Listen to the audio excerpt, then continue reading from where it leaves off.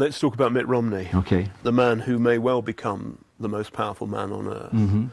As a Mormon in the temple, I've been told, he would have sworn an oath to say that he would not pass on what happens in the temple, lest he slit his throat. Is that true? That's not true. That's not true. We do not have penalties in the temple. You used to. We used to. Therefore, he swore an oath saying, I will not tell anyone about the secrets here, lest I slit my throat.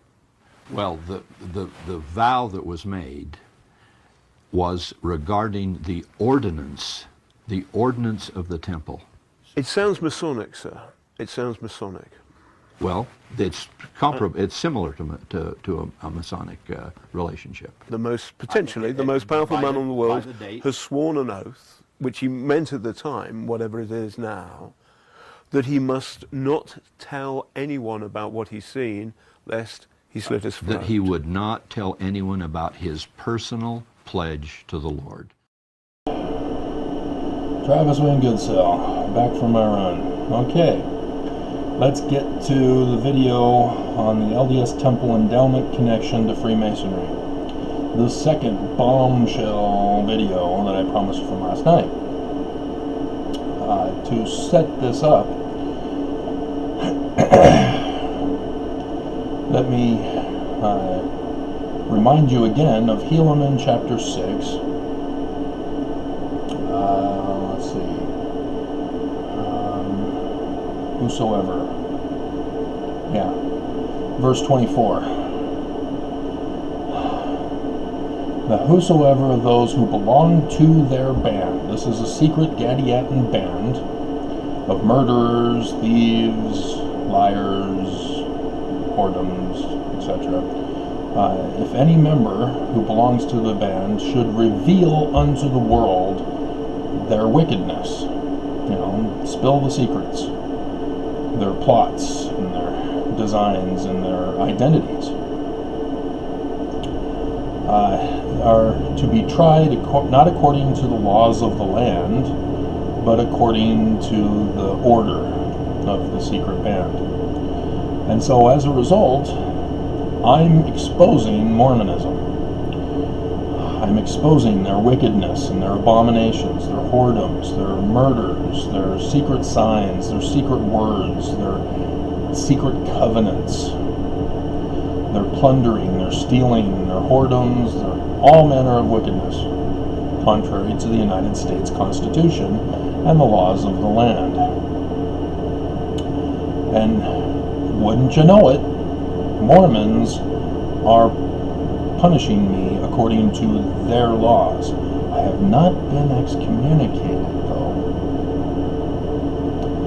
which was their weakness and their folly and the manner in which I've been able to expose them and take this to court to hold them accountable.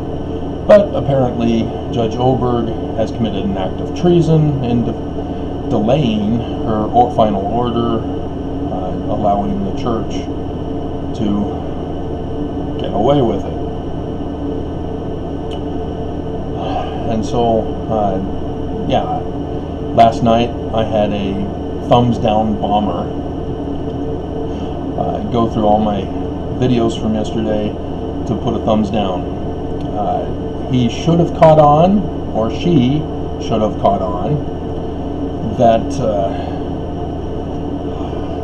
their thumbs down was not appearing. They would click on it, nothing. And so they would have known this.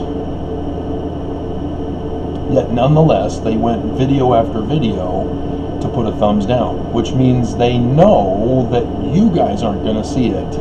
Only I will see it. And so, again, another death threat because of this knowledge of the person who did this last night. And so, yet again, Mormons are sending me death threats because I'm exposing the wickedness and crimes of the church.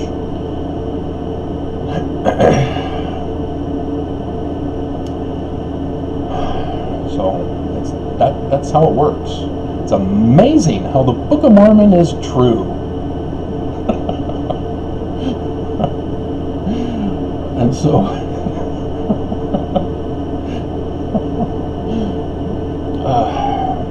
so let us begin. If you think that we have to start with 1842,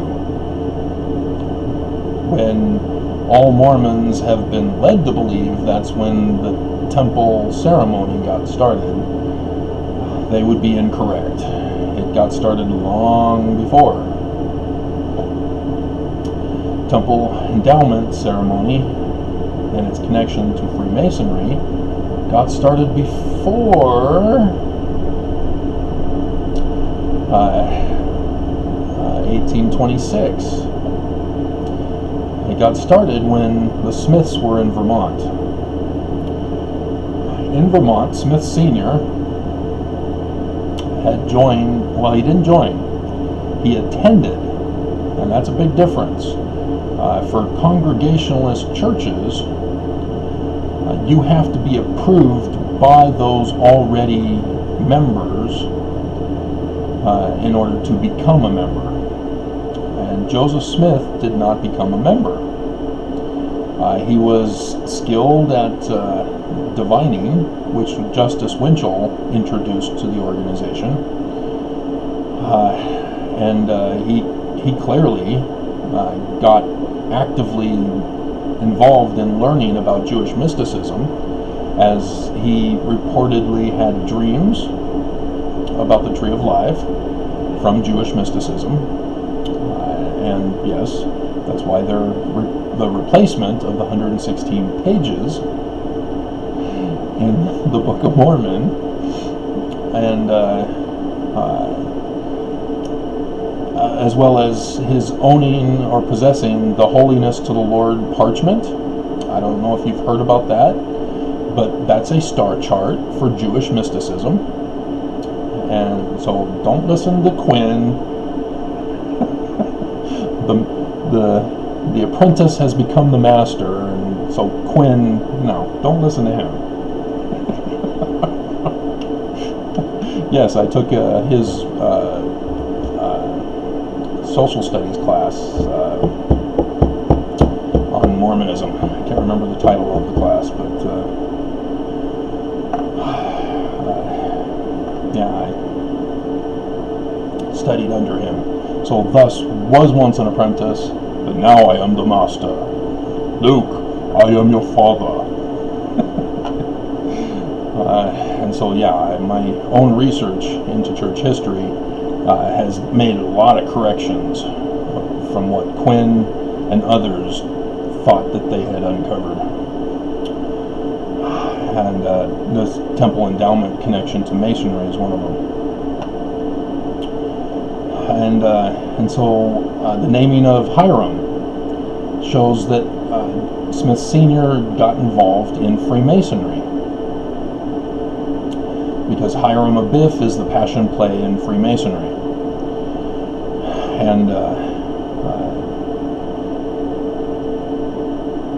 And so, to remind you, the Smiths were involved with the York Rites Freemasonry. The York Rites Freemasonry has ranks, and the highest rank is the Knights Templar. Knights Templar are those of the Friday the 13th fame, infamy, where the Pope got sick and tired of the previous Pope giving them so much power and authority and wealth, and that he was jealous and wanted to strip them of it, and did a coordinated attack on Friday the 13th in October that year. And the Knights Templar had to scatter. And a group went to the islands up by Finland, and there they sailed to the Americas. 1363 is the date on the Kensington stone of the Knights Templars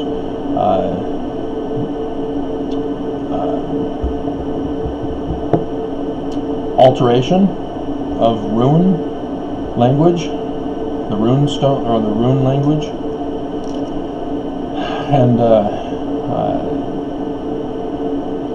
That Kensington stone is a landmarker, having the Knights Templar having purchased the land of the East United States from the Mandan Indian tribe, and so in southern Illinois, there is evidence that has been uncovered of the Knights Templar having buried treasure plates with Egyptian writing on them. Yeah, Book of Mormon again. And the Knights Templar were known for having buried treasure plates in Egyptian writing. That was why they were banished by the Pope on Friday the 13th, is because he was accusing them of giving more loyalty to the Egyptians than to the Constantine Jesus Trinity. And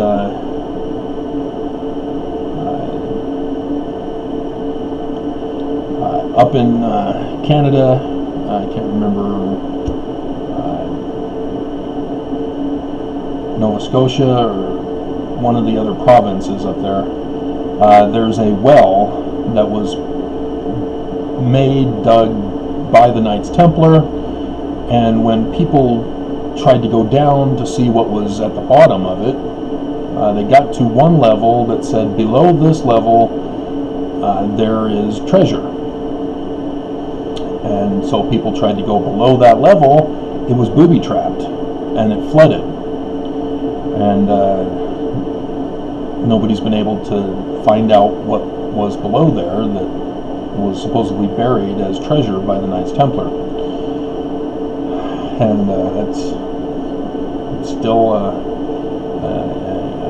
tourist site to this day. And so the Knights Templar in America has long been established before Christopher Columbus. But the caves of treasure in southern Illinois, yeah, you might remember Joseph Smith talking about how he was telling people he had a vision of a cave filled with plates of Egyptian, Paleo-Hebrew, the Knights Templar. And people thought it was at the Hill Cumorah. He's not going to be that dumb. However, if Mormons were paying attention back then, his sermon on 19 July 1840 revealed he did actually know and did reveal where they were buried and where people should have been digging up to find these treasure plates. And that's in southern Illinois, where Joseph Smith said, we must build the mountain cities of Zion and New Jerusalem in southern Illinois. And so with Jewish mysticism of the New Israelites that Joseph Sr. was a part of, with the star charts and Hebrew and Justice Winchell's forging training so that he can make plates that I did in the other video on the Confederate flag. Plus Hiram being born in 1800, being spelled with the Freemason Hiram Abiff, and Freemasons, as well as the Congregationalists of Nathan Wood's New Israelites, with temple building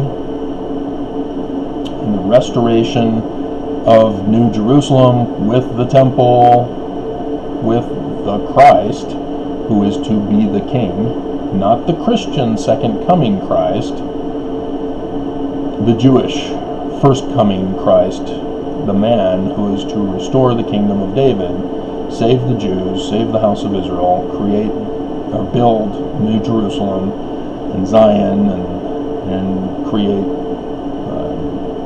city of refuge, the place of peace, the place of safety from what it was prophesied to happen in the latter days, which we are now experiencing.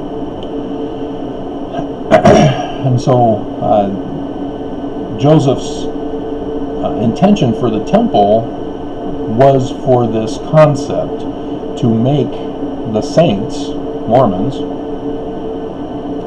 kings and queens, priests and priestesses, high priestesses, to rule and reign in the house of Israel forever.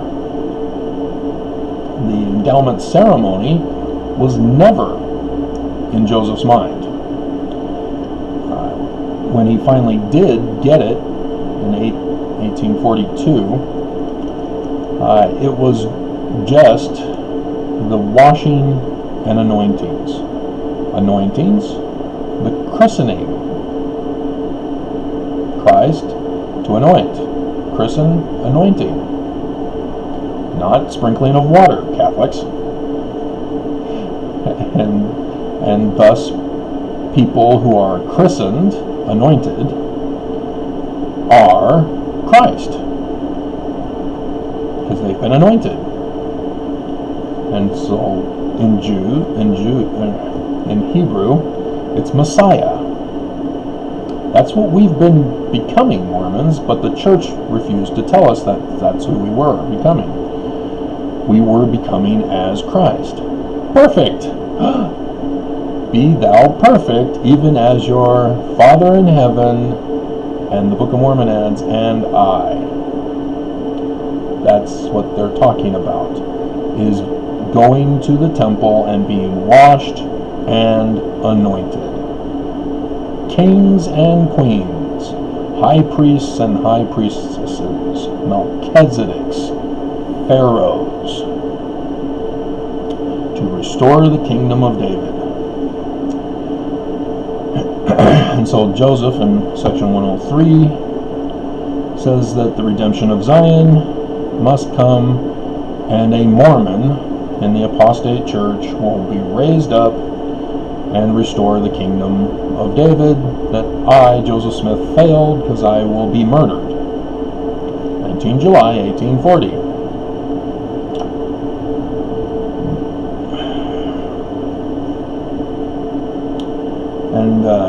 And so Senior never really got involved in organizing his own religion with his son as the Messiah until after William Morgan.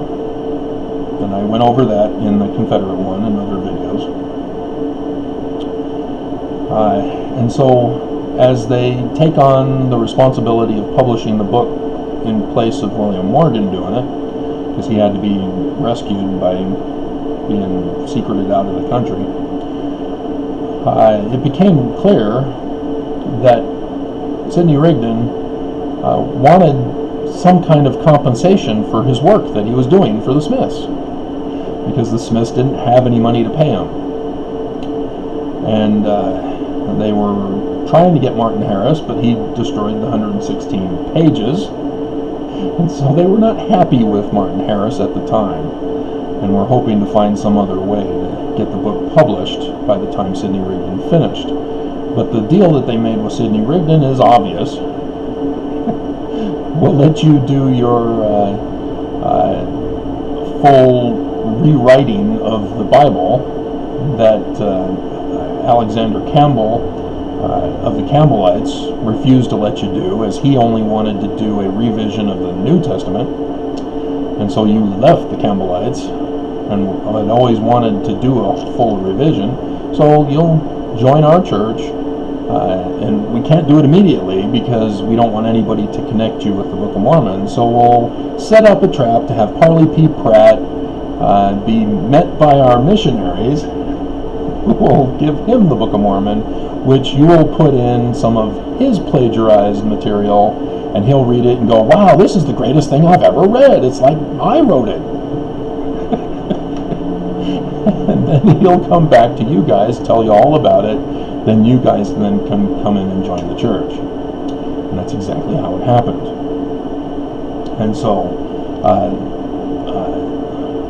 Sidney Rigdon, yes. Once he joined, Joseph Smith immediately, oh, we're going to do a translation of the Bible. No, it wasn't a translation. It was just a rewriting, a revision of the Bible. That's exactly what Sidney Rigdon wanted to do.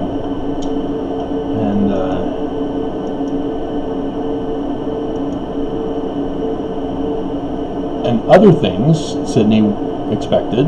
As you notice, he became Joseph Smith's number one,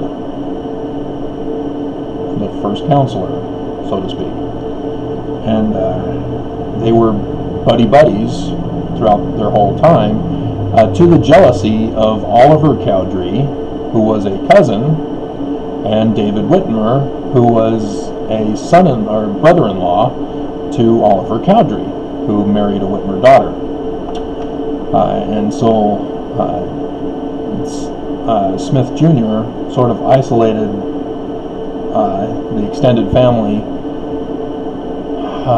as a result of his connection with Sidney Rigdon. And when you're spurned by your family, you tend to come up with all sorts of false accusations against them to justify your hatred and anger towards them. And sure enough, that's exactly what David Whitmer and Oliver Cowdery did. And sort of like Mean Girls in junior high. And so the Book of Mormon has a lot about doctrine, religious matters, as that's encoded. But you notice at the end, as Sidney Rigdon was starting to finish things up, they began to realize they weren't having somebody to publish yet. They were going to have to get Martin Harris again. They were then realizing, okay, well, what do we do with this? Do we just publish the book? Or do we create a Freemasonic organization? Has it been long enough that people have forgotten? The answer is no. Hiram still had to spell his name differently. And so that's when they came up with, the New Israelites will do a Jewish mystical Christian messianic religion, so that we can justify building a temple like Freemasons had temples, which after the 1826 incident they called them cultural halls. Sound familiar to those of you who are not Mormon? Because I'm not talking to Mormons anymore. They've got hatred on their mind now. They hardened their hearts and refused to change. They're past feeling. You guys have left. You have feelings still. And so the concept of a temple was known from the beginnings of the organization of the church, even though they only focused on spreading the Book of Mormon message, which was a warning about a future attack on America. But the baptism at the end must be 8 years old. That came from Sidney Rigdon's Campbellite Baptist religious beliefs. So that was him that put that in there. Plus the sacrament prayers. That again also was Sidney Rigdon. Sidney Rigdon wanted to have a Sabbath day to have the sacrament and have sermons that he could preach at, because he's a preacher. And because of the accident that he had as a child that his brother had reported about, he had mental difficulties. He was not able to write his own sermons, and as a result he learned to acquire a vast library of books, thus hung out in Pittsburgh at the print press where he obtained Solomon Spaulding's manuscript because he had died. And so, okay, he's dead. it's not going to be published? I'll take it then. There you go. There you go. And he was a collector of books.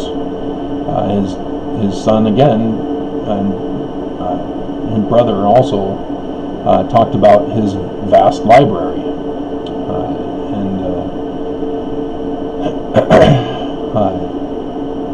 And so much of the books that are plagiarized in the Book of Mormon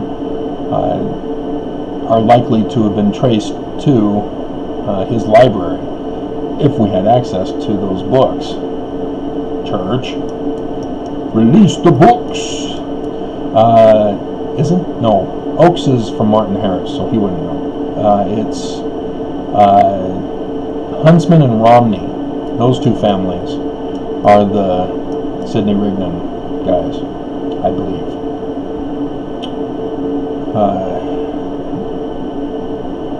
And so he learned to plagiarize in order to preach sermons, because he loved to preach sermons to people.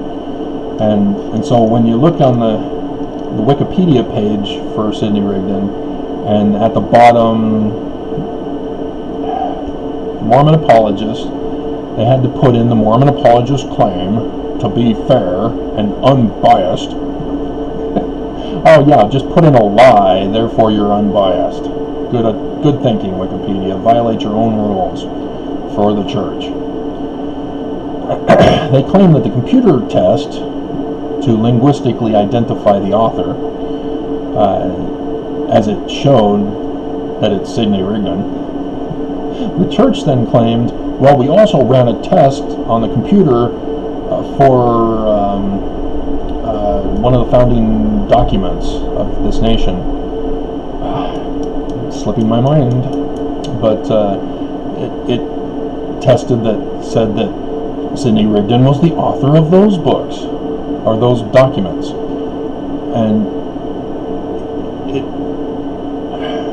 they confess that Sidney Rigdon was a plagiarist. Because which Sidney Rigdon documents did they have to use to identify Sidney Rigdon as the author of those, I think, Federalist Papers even? And they just don't think that people are going to catch on. He had those documents in his possession and plagiarized them in his sermons, and thus he's identified as the author of the Federalist Papers, just as he's the author identified for the Book of Mormon.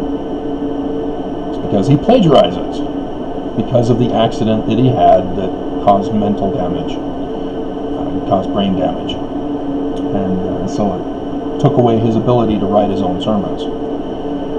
And so it's not a bad, malicious thing that the Book of Mormon was plagiarized. He just had a skill for writing sermons by piecing together other people's documents and publications.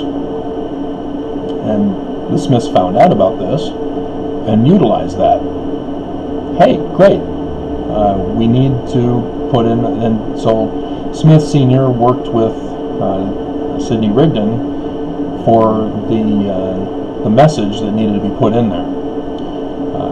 And so it's not Sidney Rigdon's message. That's why, if you'll notice, the doctrine in the Book of Mormon is different than the doctrine in the Joseph Smith translation, revision of the Bible. And the Tanners, they picked up on this. Oh, it's a different doctrine. Well, yeah, it's because Sidney Rigdon, though writing the Book of Mormon, plagiarized according to what Smith Sr. wanted to have put in there. Until the end, when Sidney Rigdon said, you know what, if we're going to do a religion to promote the book and promote what you want, I'm going to want to put my doctrinal beliefs in the Book of Mormon. Thus, at the end of the Book of Mormon, as Moroni was given leave to put in more stuff, as there were more room on the plates and he had not been killed by the Lamanites yet. Woo! Thank goodness that we have that miracle We have that information today. But that's why, is they had to figure out, how do we promote the Book of Mormon? We'll do it by a religion. Sidney Rigdon wants to get paid. He wants to have a religion where he can give sermons. He wants to revise the Bible. So we'll do this organization to pay him back for his service. And so that's how it got started. So the temple part, however, was the Smiths. It was, in a sense, an attempt to restore the Freemason temples, but they couldn't say we're a Freemason organization because you have to get prior approval from another already existing Masonic lodge unless you're starting up a whole new one. That's what they did. When Joseph Smith ran for president, he didn't run as a Democrat, he didn't run as the Republican, he didn't run as a Whig. He started his own party platform. I believe it was the Restitution Party. I'd have to check his platform again. And that's what Joseph Smith was doing. The Smiths were all about a new order. And based on the York Rites, with the coming of the Christ in southern Illinois, where Zion and New Jerusalem would be built. And the temple was intended to wash and anoint those in the membership to become Knights Templar, to become Christs, to become the protector and shield of the kingdom of David. And thus that's their sign, which is different than the Scottish Rite's inverted pentagram of Lucifer. I did that video. And so Joseph Smith Jr. was being put into the position as the leader of the church for that reason, to be the Messiah, to restore the kingdom of David and protect the world from this threat, Illuminati threat, that attempted to destroy America in 1826 with the 1828 election, to put a president on the throne and revert back to a monarchy. And when that failed, they created a new date, thus the Confederate flag sign of when they planned on doing that.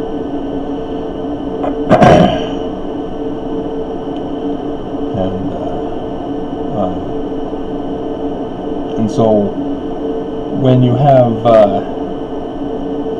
reports coming out after they got a lodge in 1842 about Joseph Smith coming out with a temple text now.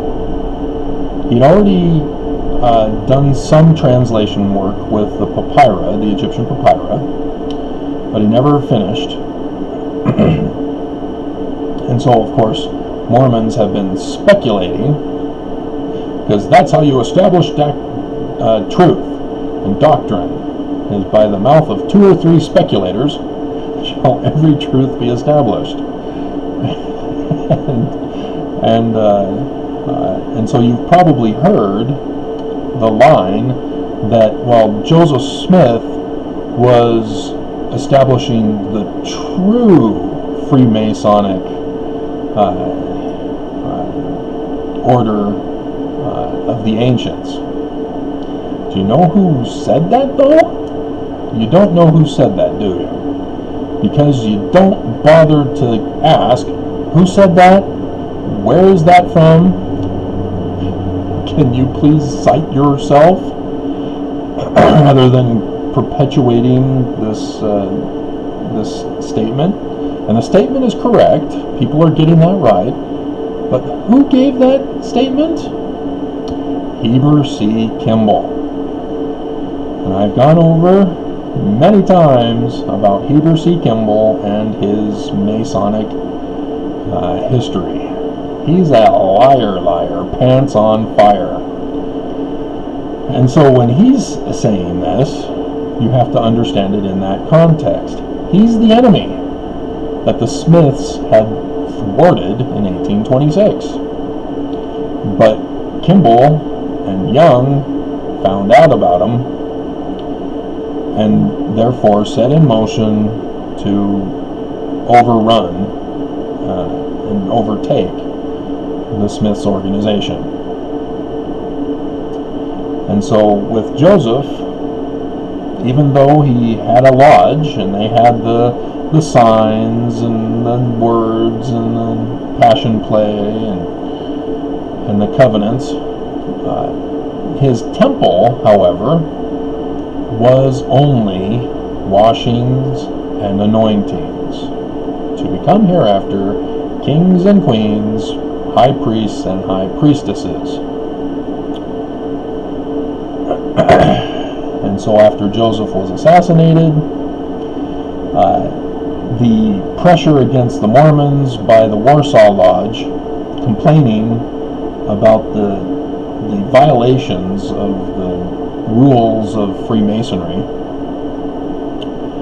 resulted in warnings being ignored by Brigham Young, and so the person who gave Joseph the lodge and allowed him to have lodge members, even though they were violating it, he had to disincorporate the lodge. So he disbanded, disincorporated, disowned it, whatever it's called. And so the Nauvoo Lodge ceased to exist officially. Brigham Young, however, would not let that fly and continued to keep the Nauvoo Lodge, but used it in the temple endowment that he now created.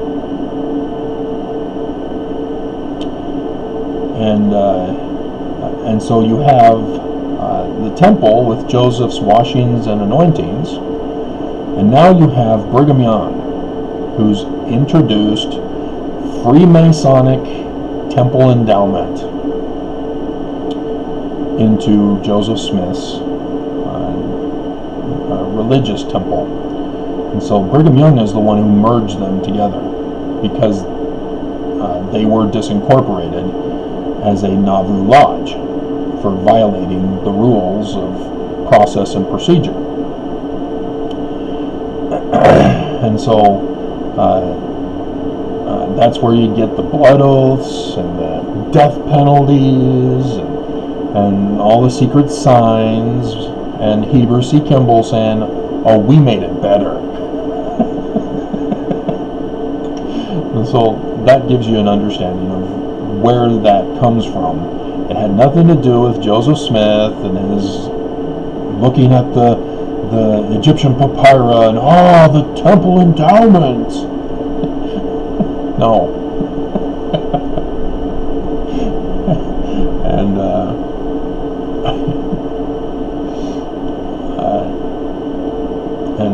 I have been wanting to get to it, and I never have, because I've been warning you guys this whole time since I found out about the total solar eclipse on Fox 13 News Utah way back on 4 November 2016.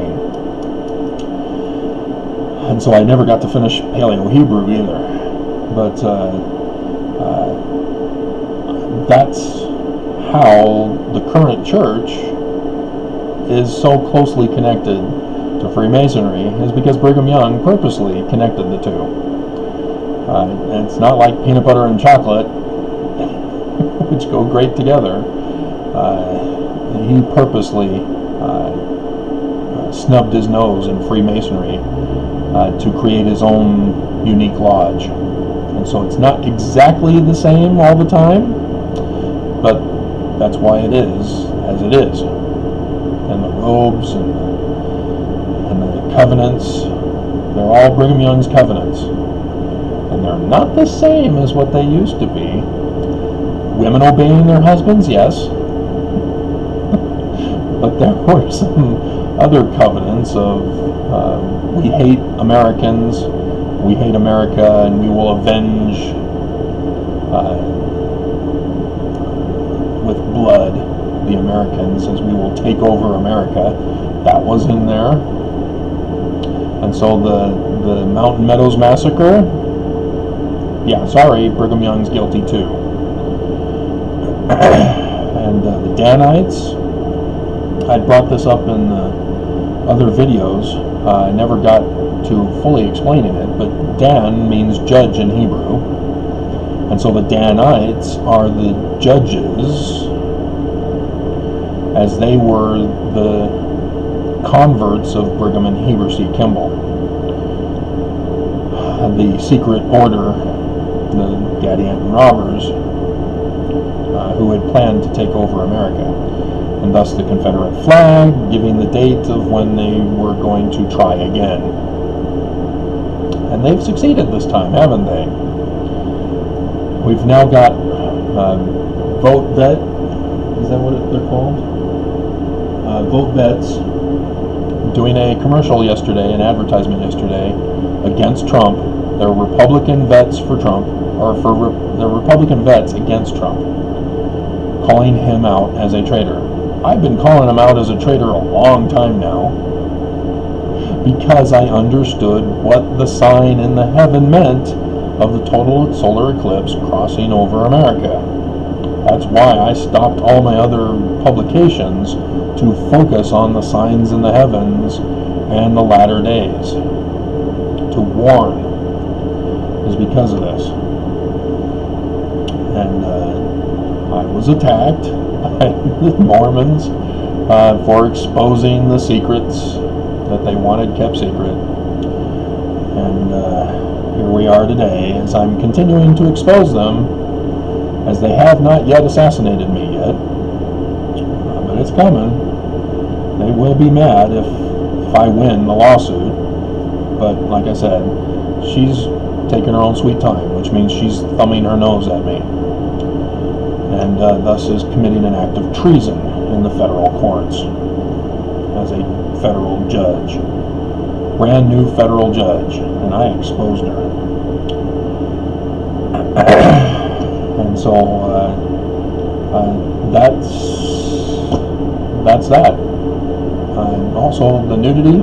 Remember the nudity. Can't forget the nudity. Brigham Young, in his temple endowment, had naked women in the garden scene. They had speaking roles. What are you women complaining about? We're giving you a larger speaking part. Why are you still complaining?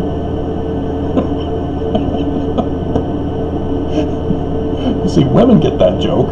I don't know if men get that joke.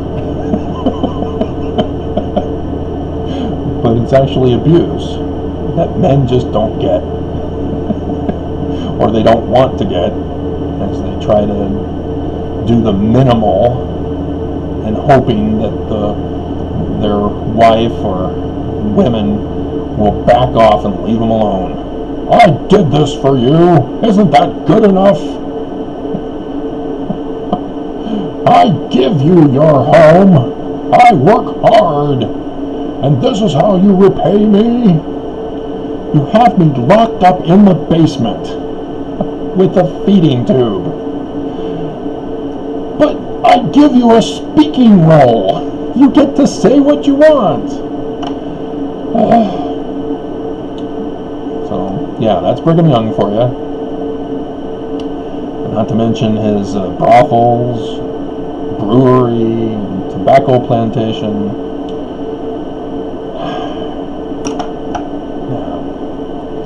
Murders. Murder, plunder, steal, whoredoms, all manner of wickedness. And symbolized by the inverted pentagram on the Salt Lake Temple door keystone. Which means, as symbolized, the doctrine of Lucifer controls what goes on inside. And And so the covenants are taking away agency of Mormons. Obey your husband. You have no agency. Obey your husband. Don't criticize the brethren. Don't question us. We're taking away your agency. Sacrifice. Kill yourself. Save the church. Law of consecration. Give everything to us. Don't hold back. Taking away your agency. That's Lucifer's plan. Those are in the covenants. That we are warned. And then the law of chastity was not the same as it was before 1991. Under Brigham Young, it was polygamy. That was the law of the Lord. And guess what Nelson changed it back to? The law of the Lord. What is the law of the Lord? Is it Joseph Smith's monogamy? Oh, you still kept 132 on polygamy and 10 virgins that replaced Joseph Smith's monogamy sections? Yeah. So that's the temple endowment ceremony connection to Freemasonry, which is specifically the Scottish Rites Freemasonry with the inverted pentagram symbol. As Young had the Nauvoo Temple dedicated on the 1st of November, the Illuminati anniversary. So, just horrifying. So there you go. Now you know.